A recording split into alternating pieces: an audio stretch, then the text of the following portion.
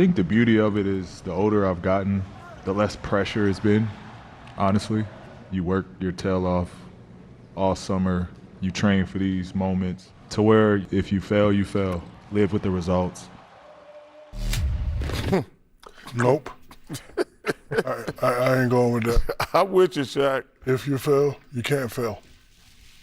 The way Philly played, even though they failed, if you play hard and play with a lot of effort, that's not a failure. Like you played hard, but if you go out there and go and get 15 points when you're 2 for 15, nah, I ain't living with that. Nah, that's not failing. That's worse than failing. That's not stepping up when you're supposed to be the superstar of the team. I always tell people you can lose, but you got to compete. Got to compete. Yeah, you got to compete. I mean, I listen. I don't judge. I lost a lot, but I competed. But I can honestly say, and I'm not get off my lawn. I ain't never quit. I'm not saying he quit. I'm not saying he quit, okay, but I can say I can look myself in the mirror and say I ain't never quit on one of my teams. But Ernie, and I've lost, but I ain't never quit. When you're that guy, you get all the money, you get all the praise, you are expected to step up, and you should expect from yourself, I'm going to step up. In the closeout game, bring it to me, follow me. I'm going to do what I got to do. Kenny, when I kick it out, I'm going to need you to get yourself going. Charles Barkley and Shaq are 100% right about those comments from Paul George. No pressure, if you fail, you fail.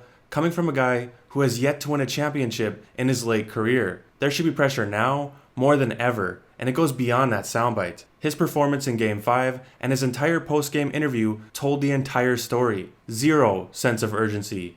When asked about the brutal loss, he said it was no big deal, it's a 7-game series. How do you guys mentally push this to the back burner ahead of Friday's Game 6 to get ready for that one?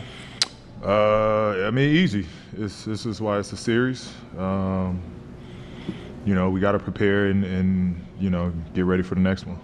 One game, he will come out aggressive and put the team on his back. The next game, he will completely disappear. This inconsistency from Paul George dictated the outcome of the game so far and will dictate the rest of this series. Compare that to Luka, who let everyone know he was letting his team down in his previous performances. I feel like I'm letting him down, so I gotta be there. I gotta help him more.